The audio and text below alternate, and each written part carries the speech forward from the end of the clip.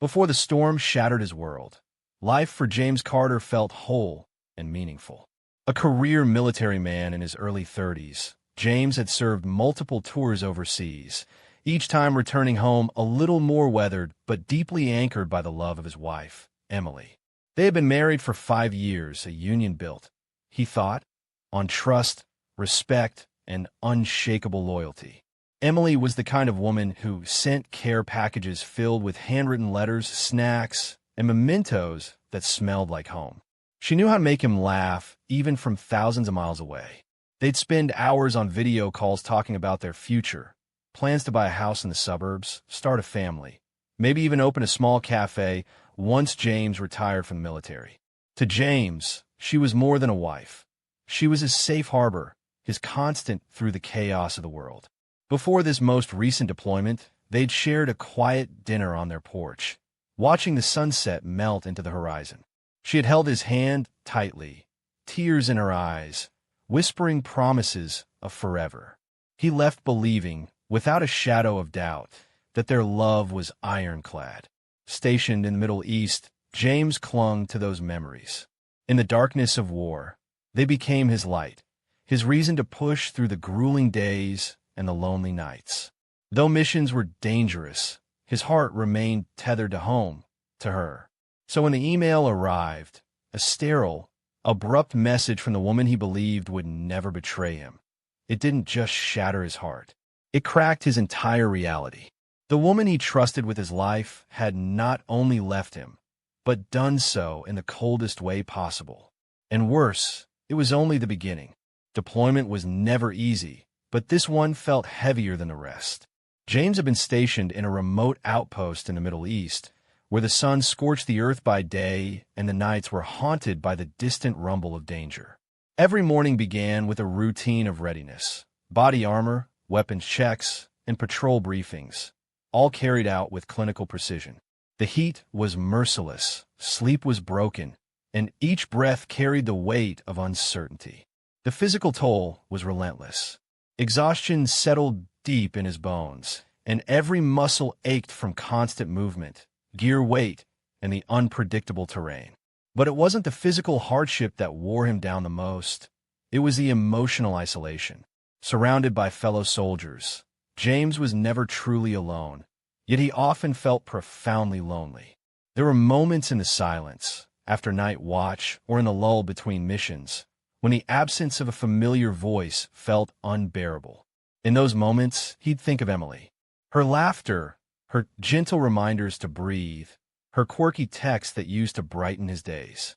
He lived for the rare video calls and emails they managed to exchange. Sometimes the connection was poor, but her face, even pixelated, was enough to bring him peace. She always seemed supportive, asking about his safety, sharing updates about their dog, and talking about renovating the kitchen. There were no signs, no cracks. James clung to a dream he nurtured quietly. He'd saved up to surprise Emily when he returned. A week-long getaway to Greece, her dream destination. He planned to book a private villa by the sea, where they could finally relax, reconnect, and talk about starting a family. He even browsed rings online, thinking maybe he'd gift her a new one to mark the beginning of a new chapter. Through the chaos and danger, he held on to that future like a lifeline. It gave him hope, a reason to push through. What he didn't know was that while he was counting down the days to hold her again, Emily was counting down to leave. It was just past midnight when James returned from a 12-hour patrol. Dust caked his boots, sweat soaked his uniform, and every joint in his body ached with exhaustion. The air was dry, heavy with the smell of diesel and gunpowder. Another long, dangerous day in a place where death always felt too close. All he wanted was to shower, eat, and maybe read a message from Emily. Her emails were his lifeline, the small flicker of normalcy in a world gone mad.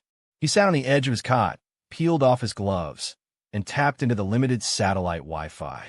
The screen on his government-issued tablet lit up. There was an email from Emily. The subject line was simple: "I'm sorry." His heart skipped.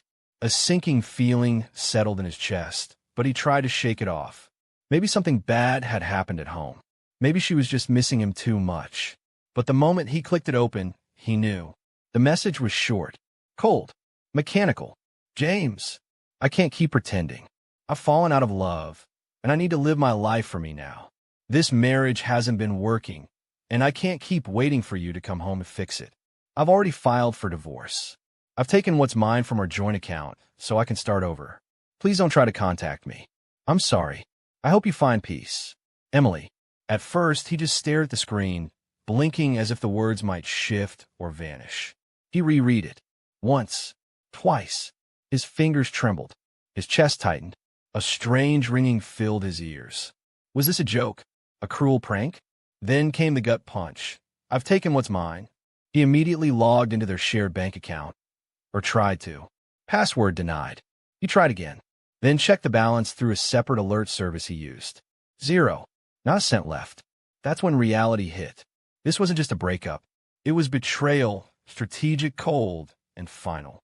James felt the weight of the email like a physical blow. He hunched over, holding his head in his hands, unable to breathe. Tears welled in his eyes, mixing with the grime and sweat on his face. He was thousands of miles from home, surrounded by danger, and the one person he believed would always be there had abandoned him, through a screen. He didn't scream. He didn't punch a wall. He just sat in silence, staring into nothing, as the world he'd built in his mind collapsed around him. In that moment, James realized something far more painful than the fear of death on the battlefield.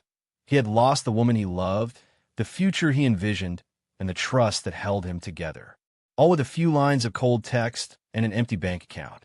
James didn't sleep that night. He sat in his bunk, motionless, replaying the email over and over until the words etched themselves into his mind like scars. Morning came, and with it, another mission briefing. There was no time to grieve, no room for personal collapse. Out here, emotional fragility could get you, or someone else, killed. He dragged himself through the next few days in a fog. Orders were given. He followed them. Guns were cleaned. He cleaned them. Patrols continued. He marched with the rest. But inside, he was hollow, a machine running on fumes. The laughter he used to share with the squad was gone. The spark in his voice extinguished. His brothers-in-arms noticed, of course, but no one pushed. Not at first. Eventually, one of the guys, Ramirez, a medic he trusted, sat next to him after a patrol and said quietly, "You look like you're bleeding on the inside, man." That broke the silence.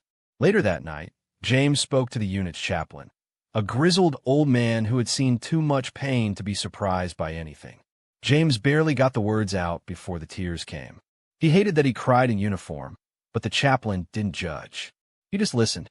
"She left," James whispered, voice cracked. "She took everything. Said she didn't love me anymore. Filed for divorce. While I was out here, giving everything." The chaplain nodded solemnly. Sometimes the enemy isn't out there. Sometimes it's the people we thought would protect us. James felt everything at once. Betrayal, so sharp it cut through his chest, fury that made his fists clench, helplessness like he'd never known. But the worst was the confusion. How hadn't he seen it coming? What signs had he missed? Was he that blind? Or just that trusting? In the solitude of his cot, he spiraled. Maybe he wasn't enough. Maybe being gone too often broke her. Maybe she never loved him the way he loved her. Questions with no answers clawed at him until he felt like he was losing his mind. But even broken, he had to keep moving. Orders didn't stop for broken hearts, and neither did the war. Months later, James stepped off the plane with a duffel bag slung over his shoulder and a heaviness in his chest that no amount of time or distance had lifted. The air smelled different, cleaner, less dry, but it didn't bring comfort. He was finally home, but nothing about it felt like coming home. The cab ride to the apartment was quiet. James stared out the window, not really seeing anything. When the driver pulled up to the complex he used to share with Emily, the familiarity stung. The same brick building, same second-floor window, but now it felt like someone else's life. Someone he no longer knew. He unlocked the door and stepped inside. What greeted him was silence and absence. The living room was gutted. The couch was gone. So was the TV, the bookshelf, the photos on the wall. The kitchen felt stripped, sterile. No coffee mugs, no magnets on the fridge. Even the curtains had been taken down. It was like someone had erased every trace of a life once shared. On the counter lay a single piece of paper. No envelope. No emotion. James, didn't want you to come back to nothing, but I had to take what I needed. I hope you understand. Take care.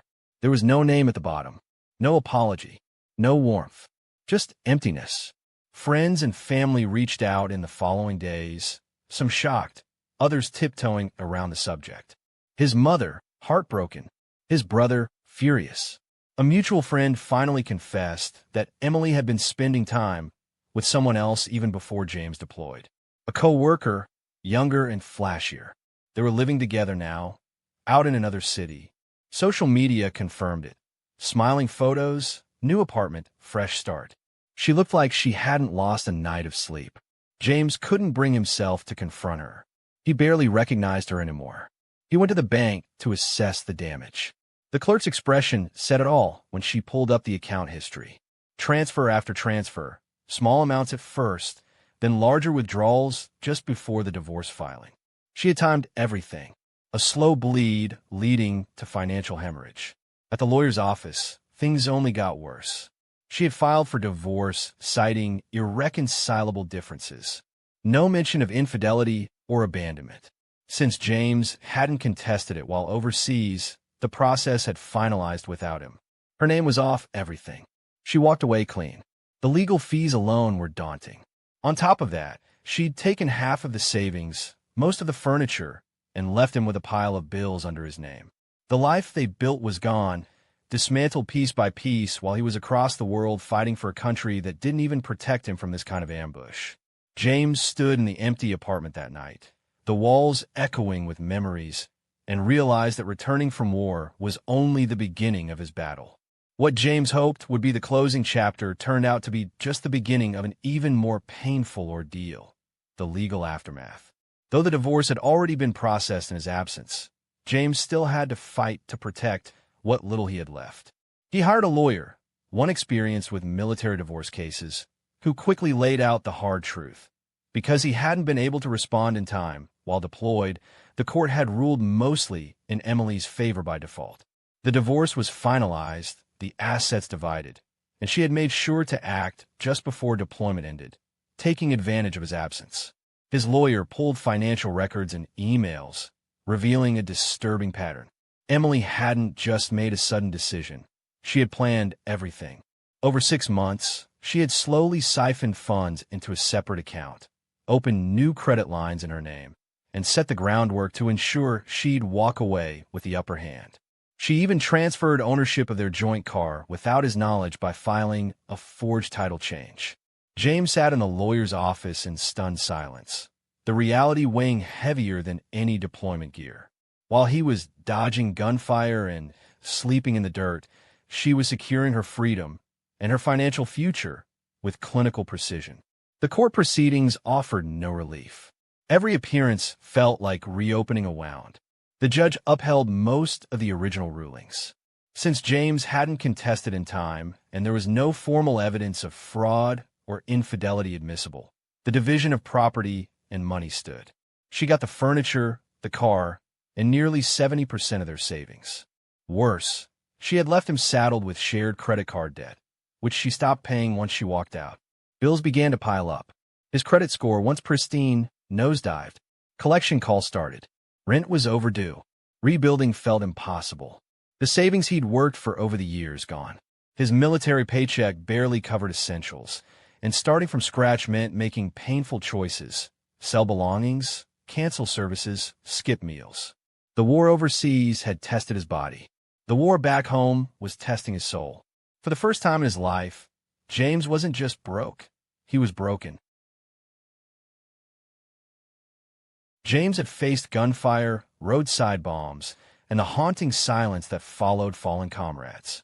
But nothing had prepared him for the silent war within, the one waged in empty rooms, sleepless nights, and a heart hollowed by betrayal. With the financial ruin came something deeper, a complete emotional collapse. The combination of war's trauma and the shock of his wife's betrayal left him spiraling. He couldn't trust anyone, not friends, not family, not even himself. He questioned everything: his judgment, his worth, his ability to love or be loved again. PTSD resurfaced, more vicious than ever. Nightmares bled into daylight, and the smallest sounds, a slammed door, a ringing phone, made his heart race. He stopped answering calls, turned down invitations. When friends dropped by, he pretended he wasn't home. The more people tried to reach out, the more he retreated.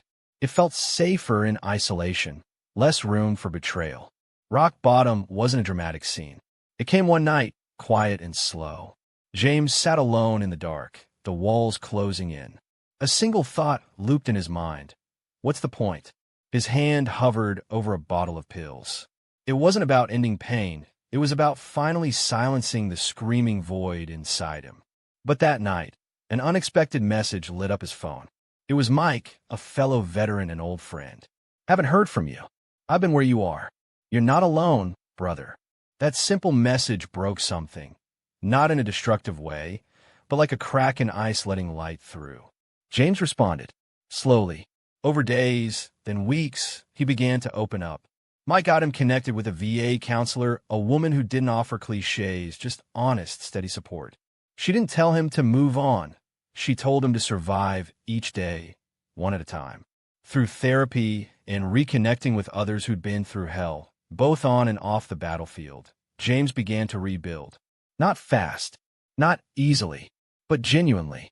He started journaling, taking walks, cooking for himself again. Each day was a small victory. The pain didn't vanish, but his strength began to return. He stopped seeing himself as what was taken from him and started seeing who he could become, scarred, yes, but still standing. Healing didn't happen all at once for James. It wasn't a switch that flipped or a single moment of clarity. It was a daily, deliberate decision to keep moving forward. After months of internal chaos, therapy and the veteran support group became his anchors. Sitting in a circle with others who knew the weight of silence, trauma, and betrayal gave him something he hadn't felt in a long time: understanding without judgment. Through therapy, James started facing both wars, the one overseas and the one within. His counselor helped him confront the guilt, the rage, the deep sense of abandonment. Slowly, the flashbacks lessened. The tightness in his chest began to loosen. He learned grounding techniques, how to manage the PTSD, and how to separate his ex-wife's choices from his self-worth. He used his military benefits to enroll in a vocational program in cybersecurity, something that had always interested him but had seemed out of reach. The structured routine gave him clarity and purpose. He also took a part-time job at a local gym where he could merge physical discipline with helping others. It became more than work. It was therapy in motion. Fitness, for James, became sacred. The weights didn't lie or betray. The mirror reflected progress, not pain. He volunteered at veteran outreach events, helping other service members transition into civilian life, sharing his story to remind others they weren't alone. His finances, though still fragile, began to recover. He budgeted carefully, paid off debts one at a time, and opened a modest savings account. Not much, but a symbol of new beginnings. Each dollar saved was a quiet defiance against everything that had been taken from him. James no longer obsessed over getting closure from Emily. He understood now. Healing didn't depend on answers from someone who walked away. It came from accepting the pain, owning his story, and choosing to build a future from the ruins. He still had scars, mental, emotional, even financial. But now, they weren't just reminders of what he'd lost. They were proof he'd survived. He wasn't just getting back to who he was. He was becoming someone stronger, not despite the pain, but because of it. Years passed. Life, with all its twists, kept moving forward, and so did James. He was no longer the man who had stumbled off that plane, hollow and lost.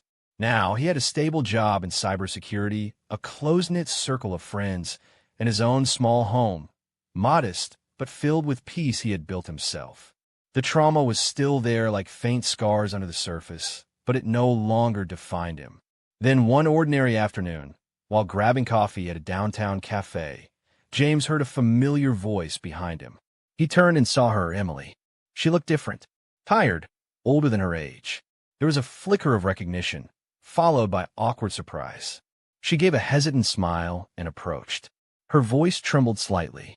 James, wow, I didn't expect to see you here. He gave a polite nod, calm and composed. She tried to make small talk, then shifted, her words more careful. I just wanted to say, I'm sorry for everything. I wasn't in a good place back then. There it was, the long-awaited apology. But something surprising happened inside him. Nothing. No fury. No bitterness. Not even satisfaction. Just stillness. The pain that had once devoured him felt distant now, like a storm he had outlived. He could see her clearly now, not as the woman who destroyed him, but as someone lost in her own brokenness. I hope you found what you were looking for, he said, his tone neutral but kind. She looked down, eyes glossy, and nodded before walking away. Later, James heard through a mutual friend that things hadn't worked out for her. The man she left him for had cheated. She'd bounced between jobs and was facing financial trouble. Once, that news would have felt like justice. Now it just felt sad. James realized then that closure had never been about revenge or her apology. It had come slowly in therapy sessions, early morning workouts, quiet victories, and the people who helped him put himself back together. He had reclaimed his story, not as a man who was left, but as a man who rose from ashes. He had faced betrayal, war, and darkness, and chose to live anyway. That, he understood now, was the real redemption. Looking back, James no longer saw his divorce as the defining tragedy of his life. It was the painful beginning of the journey that shaped who he truly became. He lost a marriage, yes, but in its place, he found something far more valuable: clarity, strength, and a deep-rooted resilience forged through fire. There were days when he thought he'd never make it. Days when betrayal and grief felt heavier than the gear he carried into combat. But somehow, through the pain, the debt, the therapy, and the silence, he kept going. Each step forward was a quiet rebellion against the version of himself who almost gave up. To others who have been left, blindsided, and broken, James had this message: you are not what was done to you. You are who you become after. Healing doesn't mean forgetting or pretending it didn't hurt. It means growing stronger anyway. Today, James lives with peace. Not perfection, not complete closure, but peace. He wakes up without that weight in his chest. He smiles for real now. He's even started talking to someone new. Not rushing, just letting it unfold naturally. But more importantly, he's learned to love his own company. He respects his scars. He knows his worth. The man he is now wouldn't recognize the broken soul who returned home years ago. And he's thankful for that. In losing everything, he found himself. She left me at my lowest, but I rose, not in spite of her, but because I had to. And that's the story he carries forward. Not a man who was betrayed, but of a man who overcame.